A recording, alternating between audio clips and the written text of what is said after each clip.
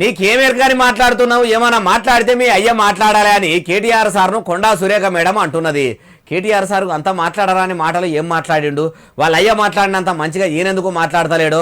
ఇప్పుడు ఈ ముచ్చట గుల్లు గోపురాల మంత్రి కొండా సురేఖ మేడం ఎందుకు ముంగటేసిందో అరుచుకుందాం పరి. కొండా సురేఖ మేడం ఇక చెప్పుర్రి ఎట్లా మొత్తం ప్రపంచంలోని నేనే గొప్ప స్పీకర్ని, నేనే ఒక గొప్ప విమర్శకుడిని, నేనే ఒక గొప్ప ప్రతిపక్ష నాయకుడు. నువ్వు అసలు ప్రతిపక్ష నాయకుడు ఎట్లయితావు? ఒకసారి చెప్పు.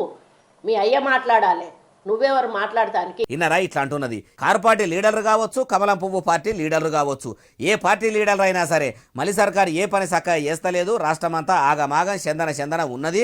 గెలిచిన 100 రోజుల్లో 6 గ్యారెంటీలు అమలు చేయకుండా ఏడాది దగ్గర పడుతున్నా చేస్తలేరు.